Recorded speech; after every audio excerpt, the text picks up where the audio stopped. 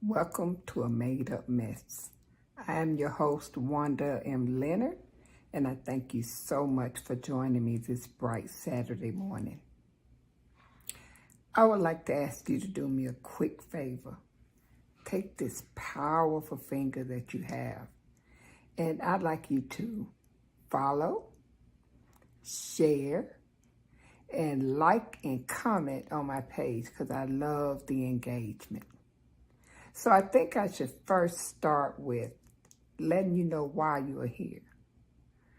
So I like to play and make up, as you can see.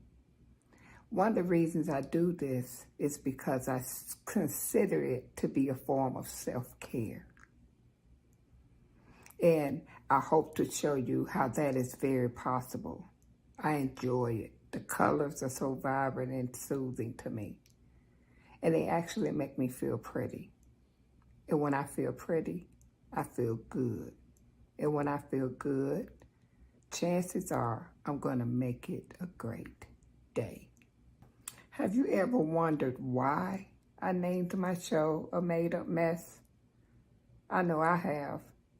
And it took me a while to make sure it was the right name of the show that I'm trying to present, and for the reasons that I'm trying to accomplish.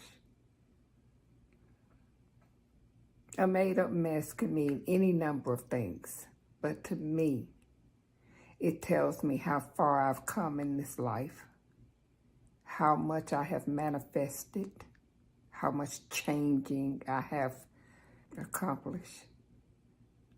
So much changing that has taken place, a rebirth of sorts. A made-up mess is somewhat satirical because none of this I can make up. And yes, life has been one hot mess. But I tell you what, I've learned from each and every one of them. And I'm looking forward to learning more and more from the mess that I experience, that I observe, and that I acknowledge. Yep, acknowledge is a big one. So, what I'd like to do, because I'm trying to get the right fit here, and I think the best way for me to handle making this show one that will stick for me is I like to tell stories, and I like to play and make up, and I like to talk about the things that I find challenging, and I like to tell the miracles that have taken place, and by the grace of God, why I'm still standing. So I tell you what, join me in the room as we apply this look and talk about all things wonderful about my life. Come on. Hey, how you guys doing? This is Regina Hutt, the wellness practitioner at Empower Mornings. Join me every Monday at noon to work out with Regina on One Network. Hello, my love. If you've made it this far, you have blessed me tremendously. We have an interesting question this week. Why in the world did I name my show A Made-Up Mess? That can be taken all kinds of ways. What if the makeup that I'm doing is a mess? Well, I'm sure that some it may be. But that is not why my show is named A Made-Up Mess. Well, the truth of the matter is, I didn't name my show. Someone else did. See, I was having difficulty in coming up with a name for my show. Actually, I picked about 3 names before I settled on one. And even with that one, I was still kind of, no. But I didn't tell anybody. And I happened to be consulting with someone who at the time was helping me get through what I was dealing with from a grief perspective. And I told her the name of my show, and she said, you should name your show A Made Up Mess. Now, I'm going to be honest.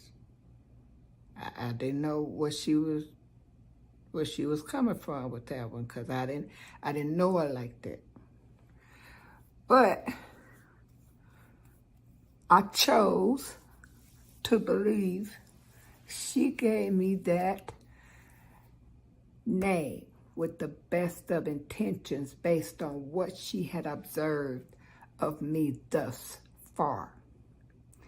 But regardless of what she thought or what the reason she gave me the name A Made Up Mess, I loved it. I absolutely love it. I actually love the name because it depicts a deeper meaning for me. It doesn't mean that what I'm doing is all made up and it looks a hot mess. No, it's much deeper than that. Well, in order to answer that question, I have to tell you a little bit about myself. Well, for one, I'm 55. And I'm not ashamed to say it. I've been married for a long time, over 3 decades. I have a wonderful husband and 3 absolutely amazing children. Neither one of them have ever given me much days worth of trouble, at least while they were young and in my house. I manage a few things on a regular basis. One being chronic pain. Yes, chronic pain. I said it, that dreaded word that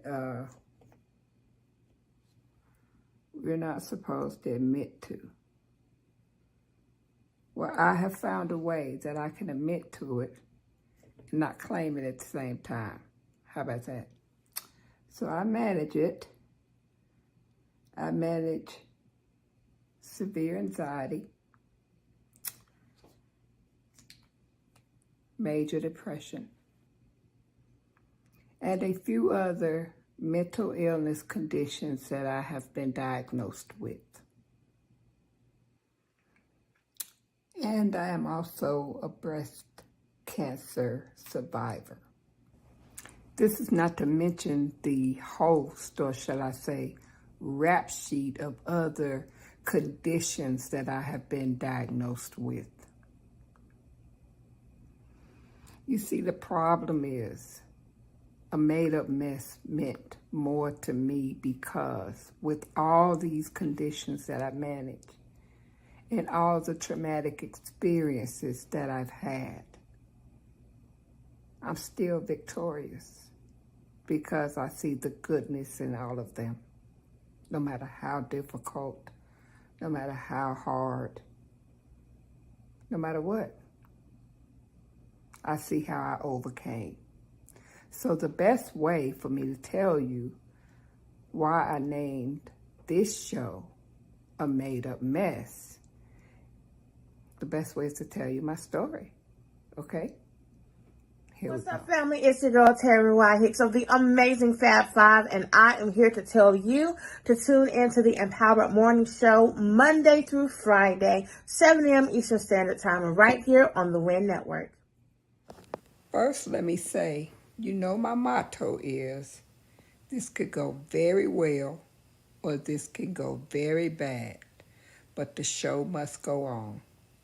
And I say this because I do realize I have red lipstick all over my teeth at the beginning of this video and at the end of this video.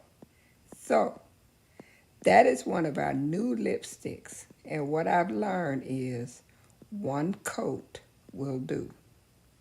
Not 3, not 2, but one coat will do. Now let me also say, I decided to voice over this piece so that I would not have to pause while I'm putting on my makeup, because I've learned that in order to get the message across, I have to split the efforts. Now here we go. As I mentioned, there are 3 conditions that I have to manage the most, and they are chronic pain, which is also called fibromyalgia. There is mental illness, and believe it or not, there is my breast cancer survivorship. I have learned a lot with being a survivor, and I've also learned that cancer pretty much never stops affecting you. So, here we go. The number one condition that has plagued me the most is chronic pain. I can remember early in my life where pain would seem to affect me differently than it affected others. It seems like anything I broke or I bruised or everything, even my cramps, were excruciating to the point that I had to skip school every month when it occurred. And as I spoke of this pain, I never could find anyone who experienced it quite like I did. Now, that's not to say that people didn't exist, but for me, I always found it to be somewhat extreme, particularly when I started playing sports. Workouts were excruciating. After the games were excruciating. I never got used to the sport. And I always thought, well, maybe I'm just out of shape. So there were times when I'd work harder and harder and harder only to be in pain more and more. But I began to believe that it was normal. Although no one else ever expressed it. I mean, at the beginning of the season, yeah. When you're working out, you hadn't been working out all summer per se, then it's a little tough. But to go on throughout the season didn't make a whole lot of sense. As time went on, the pain became worse and worse. And in between my sons, they are 2 years apart, that year in between, I had gone through some trauma before my sons that caused me to overeat with my first son. By the time I had him, I had gained quite a bit of weight. So when I realized, I kept eating. I actually kept eating heavily even when I wasn't hungry, especially when I realized I was pregnant again. Now, in between my 2 children, I had gained 100 pounds. And before long, me, the athlete, who was about 185 pounds, was well over 300 pounds. I can remember being completely uncomfortable. I can remember going to doctors nonstop. I can remember taking, at one point, over 15 medications. None of them were over the counter. I can remember feeling like a guinea pig, feeling like I was going crazy, feeling like I was actually crazy. Everything you could diagnose me with was supposed to alleviate the pain, and nothing ever did. At one point, I gave up. I was finding myself always in trouble at work, although I was a very hard worker and I did my job well. It came down to because of the missed days, because of the tardiness, because of the being uncomfortable at times and having to need accommodations. It became a very toxic and difficult working environment for me. So it was hard for me to believe now, and it's still hard for me to believe that there is a place at all times for people with disabilities, because you should always be accommodated. Well, I wasn't diagnosed as a person with disabilities. I just had health issues. And at my size, everybody attributed it to my health and my size. Well, I didn't, because I knew many overweight people, many of my size, who had no pain whatsoever. So I thought, if that was simply the case, why am I hurting so bad? And why have I been hurting since I was small? It got to the point where it was so debilitating that I couldn't manage or even imagine another day of it, another second, another minute, another hour. And every day I would tell myself, just make it to the next day. Just make it to the next day. There are so many times that my husband couldn't hug me. He couldn't hold my hand. He even had to help bathe me at times. No one at work knew these things. I did everything I could to hide it. Maybe I fidgeted. Maybe I moved a lot. Maybe I was more irritable than the next person. But I was in pain, and I got tired of saying it. I was making myself sick just by saying I'm in pain. I felt like no one really wanted to know. And I, to this day, believe that pain doesn't have a proper definition. It has no understood range. The idea of making a chart with faces on it to indicate what is your level of pain humors me. Because there is a level where you can hurt so much that you no longer feel it. I know this for sure. I had my son, my second son, and I'm telling you, the contractions were making me want to rip the paint off the wall. I almost took my husband's sleeve off, begged him, let's not do this again. By the time they rolled me into delivery, I didn't feel a thing. They had to tell me when to push. That was somewhat traumatic and intriguing at the same time, because I didn't know I had that ability.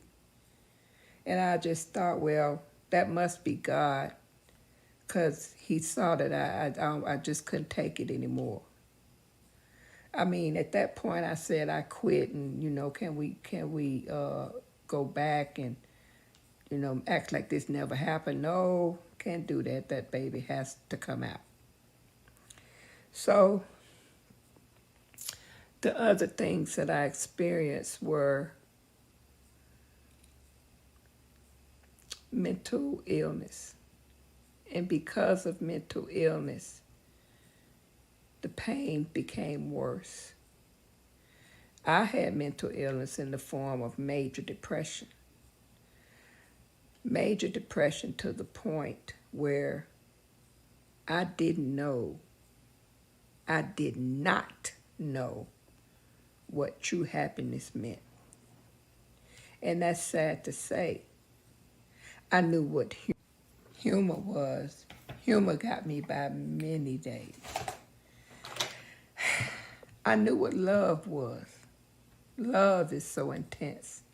that it hurts. It's pain. I knew pain from the standpoint of I hated when someone looked at me because I could see the look on their face to know that they knew I was in pain. I hated the fact that someone would ask me how you're feeling and not knowing what to say. My typical answer was, I feel great, or I feel okay, or I'm doing fine. I overworked myself because the medical industry had me believing that I could not possibly be hurting as much as I was. See, I had gotten to the point where I could sit in a room and be hurting from every nerve ending and you wouldn't know it. I had become numb. I had become emotionless. Is that a word?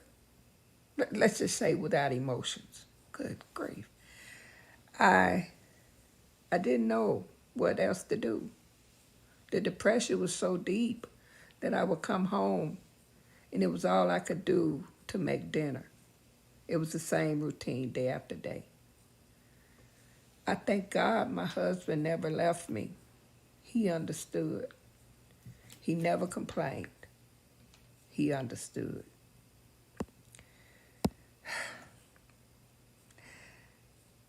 I went to every function my children had, and it took everything to sit there. But that was love. Love got me there. See, my pain was so bad that I actually went on and had monthly injections. I was on opioids 3 times a day. And I'm talking about opioids. Let me tell you something, people. I found that opioids made me worse. I had more issues and conditions that were found during my taking of opioids that I would rather have endured what I was enduring than endure all the extra conditions and pains. But guess what? I had become addicted. And that in itself that in itself tells you what I think about the opioid crisis. Did I say that pain and depression and severe anxiety led me to believe that the best thing for myself and everyone else was to unalive myself? And let me tell you, it wasn't until recently, and when I say recently, I mean within the last 5 years, that I even understood what it meant to love myself. That I even understood what self-care meant. I was actually very angry when people would say, take care of yourself, get some rest. What does that mean exactly? Get some rest. I have to work for my family. Take care of yourself. I'm doing that. At least I thought. My happiness became emotional eating and emotional shopping. I don't care what it was, I had to have it, even if I knew I would never use it. That made me what I call happy. I worked my butt off to get as much money as I could, knowing that I would never be appreciated at work the way I should be. There were multiple factors at play. And the older I got, the worse it got. But that didn't stop me. I don't care what you say. Most days were 10, 12-hour days. And sometimes my employer didn't even know it. But I thought I was happy. I thought this is the only way I can get past the pain, because you see, when I'm working or I'm helping someone else, I didn't focus on myself. So when I didn't focus on myself, I didn't think about the pain. It wasn't until mentally and physically I could not go on. Yes, it took me out of my career. It got so bad that I have a walker, I have a wheelchair, I have 2 canes, and I have a rolling cart. Let's just say, at one point, I used them regularly. I don't now. I only use them when I need to. And yes, I go in Walmart and Kroger and I get in a scooter. And let me tell you, I'm zooming through the store because I know that chances are I'm not going to make it down many aisles. That's me knowing my limitations. You see, when I was dealing with pain, before I got to the point of managing pain, when I was actually plagued with pain, when I was actually unable to see a world without pain, I gave into the fact that I needed every assistance device possible, but I didn't want to use them because that would mean I got a problem that I can't fix. My doctors told me that it was all in my head. Do you know one doctor actually took me in, my finger was hurting extremely bad. And he took me into the maintenance closet with a flashlight to look to see if he saw any cyst on my finger. Now, you can imagine how I felt coming out of that maintenance closet with that doctor. You know, I should have done something about that now that I think about it. And at the end of the day, he said there was nothing wrong. But guess what? I had a cancerous tumor. It was benign, so I shouldn't say cancer. I had a tumor that is a very dangerous, deadly type of tumor that was embedded on my nerve ending in that particular finger.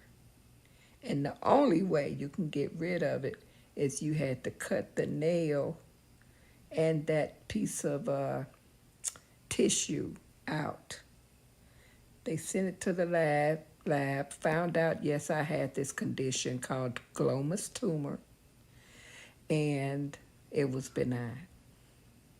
That went on for 5 years before my PCP finally said, I'm going to send you to a plastic surgeon because this guy specializes in hands, and if he can't find it, nobody can find it.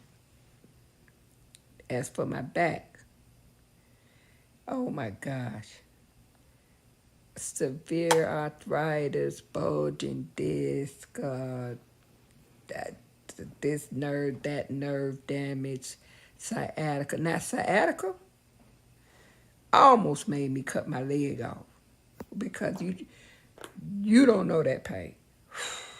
The best thing I could have done was had that surgery. Woo! Now, I will say some of the conditions were really there, but the extreme of procedures and the pincushion sticking of every month and the having to be under anesthesia.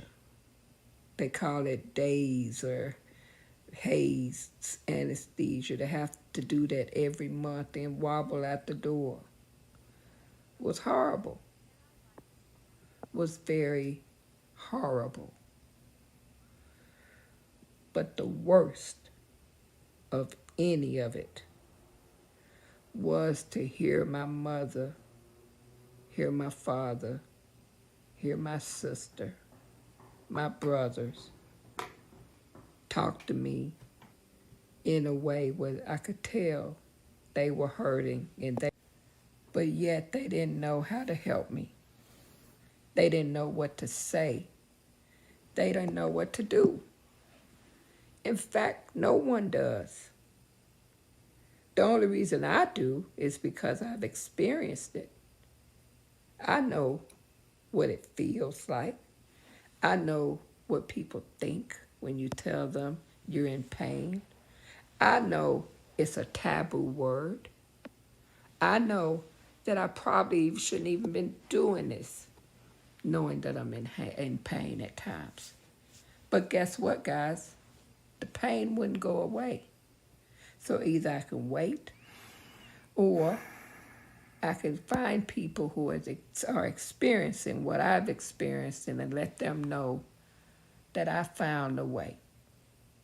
I found a way to say the word and not be the word at the same time. You see, there was a time when someone came at me so hard from a biblical sense about the fact that I'm not in pain. My anxiety was so bad, that I couldn't go anywhere. People would ask me to go to parties or different things of that sort, or go to lunches. I had to go to conventions. I even had to get speeches from time to time. I had to travel. I had to drive to travel. And every time I traveled, I woke up in the worst pain I could ever think of, laying on the beds in the hotel rooms, of having to do so much walking. Who could I tell? My husband knew there was nothing he could do. My family knew there was nothing they could do. I knew, and I believed there was nothing I could do but rely on what the doctors told me, take the medications, and pray that one day it'll get better. Now, one person said what I end up finding out to be true. It was only till I acknowledged that I was a part of the problem. That is hard to hear. That is hard to acknowledge. I have lasting effects from living so long with low self-esteem, no self-care. It's so bad. I actually went on a trip to a spa with my girlfriends, and I couldn't even continue the massage because I was shaking so bad, and I was trying to hide it, but the masseuse realized that I was shaking feverishly, and she stopped, which of course I didn't mind. I was more pissed off that I wasted the money. But of course, then I was embarrassed because I couldn't participate in anything else because you couldn't touch my skin. So no facials, no steam treatments, nothing else. No nails, no pedicure, nothing. And I had to tell my girlfriends, who didn't understand, that I had to go. And many people I found didn't understand. They always thought that I would say, hey, I'm going, and then I would always, at the last minute, say I can't make it. I knew my MO, and I wanted to beat it every time. And every time I didn't beat it, I felt defeated. I felt judged. I felt ridiculed. And many times I was. And that's sad. That's sad to me because a lot of people don't see how little things like that contribute to what someone else is dealing with. Just a little bit of kindness and doing something to help brighten someone's day is all it takes. That's all it takes. So it's not as much as what I found. It's also what others put out. Right now, I've lost the weight. I'm still over 200 pounds, but I've lost the weight. You know why I lost the weight? Because I was told that's why I'm in pain. And even though I didn't believe it, I had to go with that option because that was the final answer I was being given. So what did I do? I had weight loss surgery. And once again, I hurt in a way that I literally thought they were trying to kill me. I hurt so bad when I was in recovery. I was about to I was taking that nurse down, baby. I was taking, I think she had to go home for the day. I was taking her down because I felt like they were trying to kill me. That's not the first time something like that happened. Because I'm hard to numb and I'm difficult to knock out. I don't know if that's some kind of sensitivity with my nerve endings and everything through this journey, but it's getting to be more crucial that I keep myself as healthy as possible. Let's put it that way. What I can say is pain damaged my relationship with my daughter. She could not understand as a child why was mommy always sick? Why was mommy always hurting? Why, it would embarrass her sometimes to see me shaking. And I mean, she cared about me because she would help me, but she didn't understand, and I didn't expect her to. I like to say to people that we have to find a better way in dealing with people who are going through pain because they have a tough job. Proving alone that you're in pain is quite a road to undertake. And the fact that there are things that can help with pain, I should say, such as legalized marijuana that is being controlled, that you have the right strains and combinations that will target your pain area, that has been proven time and time again. I live in a state that hasn't legalized it yet. I'm in the Bible Belt, so that tells you. But I can't say before that I believed in it because I wasn't a pothead. I didn't take it, but I tried it, and I know it helped. So there's that on that. The way I found to beat my pain most days and to manage my pain. Now, I am in a human body. This human body gives out at times, okay? But the most effective way that I found is through God. Yes, it was through God. I tell you what, when I decided that I was going to unalive myself, He and Him alone stopped me. I swear that to this day, and I'll never go back on it. He stopped me. I immediately started crying profusely because at that point, I had given up on people. I had given up on doctors. I had probably 5, 6 really close friends that I have to this day that were there for me, that understood. And even though they would say, I don't know what you're going through, but I'm going to be here for you because I know you, and I know that you're feeling what you say you feel. That means the world. That meant the world, I should say, to me. I can't explain enough how that helped me on many days. I have a friend who called me almost every day. And as she got to know more and more about me, this is a friend through college, who actually college roommates. And she had been calling me every day since I told her about my diagnosis of breast cancer. She knew well enough at some point,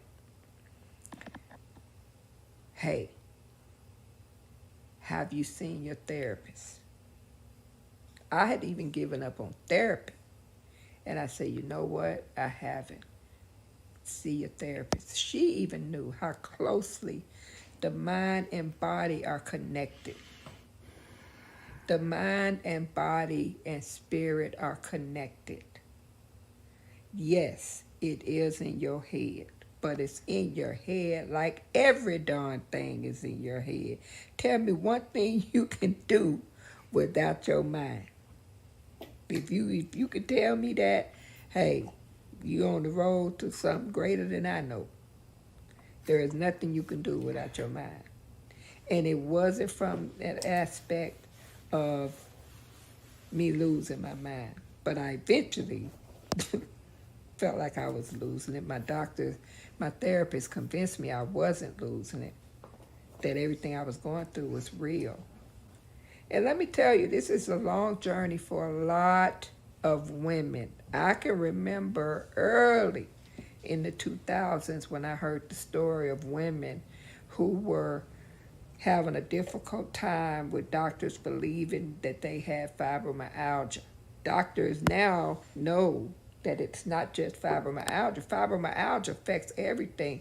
Ever since I've known or found out I had fibromyalgia, that helped me understand why I have autoimmune disease. That triggered atopic eczema in me. We'll later talk about that, and I'll show the effects of that. But when I was ready to unalive, it just so happened, after my experience, one of my friends came over to give me a gift basket where my circle of sorority sisters, my circle of friends had gotten together and helped me. We were going through a rough and tough time, and they had gotten together to help me during that time.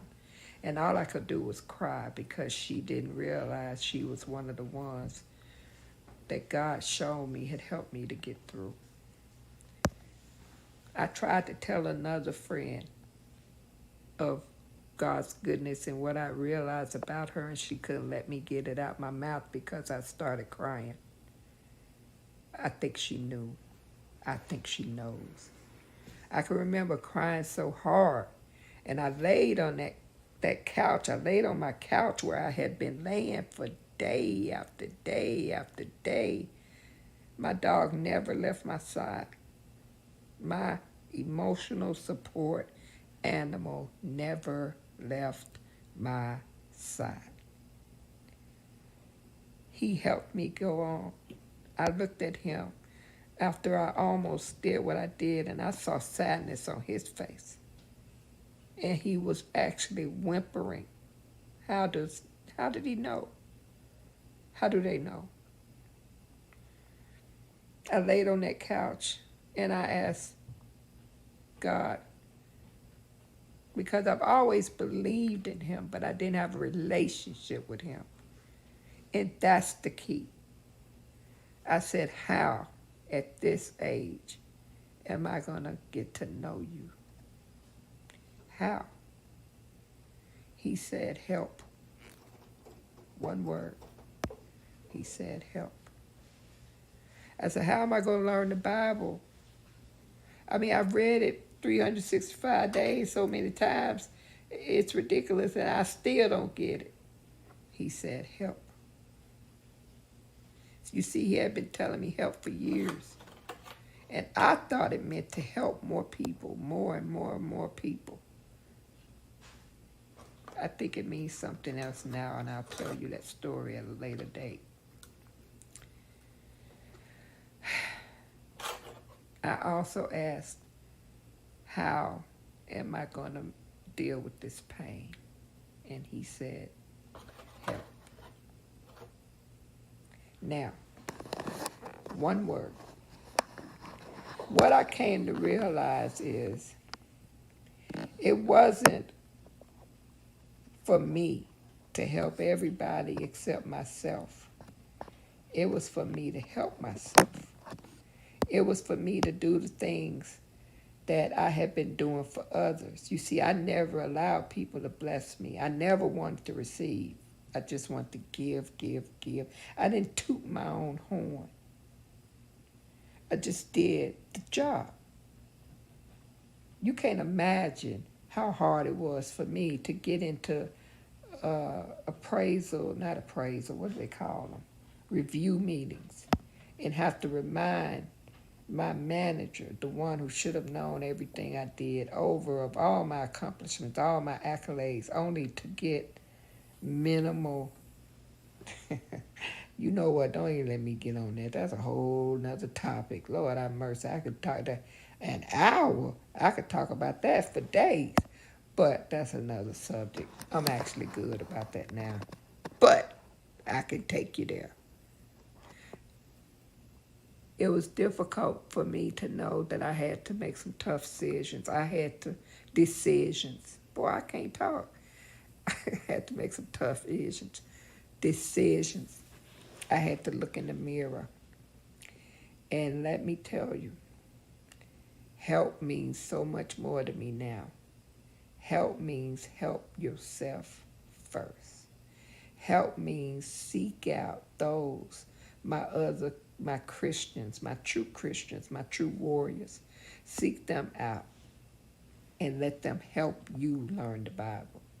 Ask questions. Find a spiritual guide. Find a therapist who listens. Find doctors who understand. Revisit your whole approach and sit back and be quiet. Be quiet. Now, that was 2018. And it took me 2 years to really understand what God was telling me. And in 2020, I had, although it was a horrible, horrible time for the world, I could say that was one of my best years, because I decided to quit and stop everything I was doing. And he told me to. And I fought him on that, believe me. And I was just about to go against him. And I decided to do what he said, because I knew it was not of evil, that what I was being told was true and needed. And I stopped everything. I didn't help anybody. No one. And that year, I acknowledged everything I did that could have irritated somebody, that agitated somebody, the things I said wrong, all of my weaknesses, all of my strengths, all of the areas that I have just really messed up. I lost people that I thought were friends, but what he had shown me all along is I knew not to get in a relationship with them to begin with. I started losing them in 2019. And I didn't look back. How could I look back when he was telling me what to do? He was guiding me through the process. He picked me up and put me in a group. There are so many people who are vessels. He put me in several places, guys. When I tell these stories, you're not going to believe them. They are a made-up mess. But they're not made up. Okay? They're not made up. They really happened. But there were times that I thought It didn't happen. But now I know when he's talking to me. And I also know when the enemy is talking to me. I know when I face him. It's not always easy, but I know I have to use my discernment. And I have to use my will, my free will, as best as I possibly can. I don't have time. I'm not here to judge other people. I don't have time to allow myself to be oppressed. I'm all about people. And the best way I can help you is to tell you that there's a better way. That may not be your way. You may not believe in God. What God showed me was I had the strength, the knowledge, and the ability, the capability to take control of my life. A lot of things that I was doing, you remember back when I said that I was part of the problem. Well, it turns out that the way I was eating was feeding my pain. The lack of exercise was feeding my pain. Believe it or not, the hardest thing to do is to get out of bed in the morning. But when you're in excruciating pain, your mind is saying, just stay right here and do not move. No matter what you do not move. And I would stay stuck in that position. And I found that if I just fight through that moment and just put one foot on the floor at a time, sit there for a minute, pray, meditate, strain, get up, walk. If I can get up and do that, 9 times out of 10 I could stay up for a lot longer than I would have on the day that I stayed in that bed. So I'm not here to tell you it's going to be easy. It's not going to be easy at all. Nothing worth having is easy though, right? So if you're dealing with chronic pain, along with that comes depression. And chances are you probably also have anxiety. You can make it through each day. There are going to be some days that are tougher than others. But every day won't be tough. You just have to do one thing at a time. Change your diet. Try to get some exercise and keep your mind positive. Keep your mind on the prize. It's as simple as that. Is it easy? No. I spend most of my time now doing holistic things, meditations and yogas and chiropractor and acupuncture and massage therapy. I mean, when he said help and he was talking about me, that's a full-time job, helping me.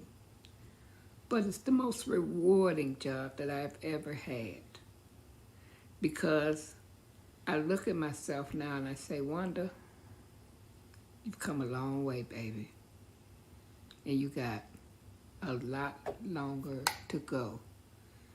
So let's get this thing under control.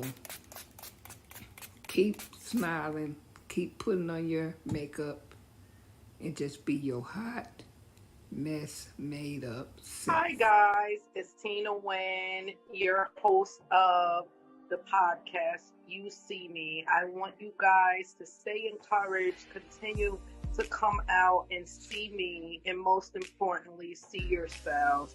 Remember, the only way that you can truly enjoy life is to see other people so that you can enjoy the beauty of seeing yourself. Come join me Saturdays at 4 on the We Empowered Network. Thank you. Welcome back. I hope you have enjoyed this week's show. And I hope that I have informed you about the person who is approaching you every Saturday morning at 9 o'clock, talk about putting on some makeup. I hope that you have many questions and comments and more answers, more than anything, to provide. I would love for you to engage, as well as support my small business. See, with pharmacy, I love the products. And as you can see, they're very, very versatile. I have blush on my cheeks. I highlight it with foundation. I put on eyeshadow primer. I rarely ever do that. And I put on the full face. And I did it with pharmacy. So I ask that if you would like to know more, in the description of this broadcast, you will see my link for pharmacy. And you can ask me any questions if you would like to reach me.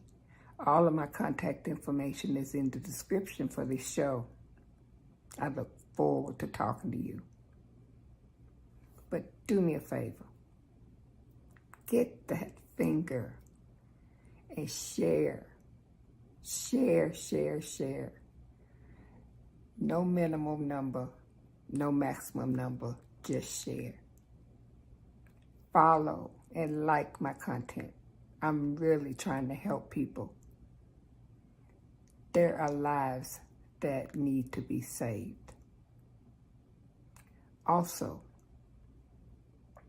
comment, like, engage in any way you know how. And know that I'm here for you. We can do this. We're going to take this journey together. We're going to heal in all areas that we can.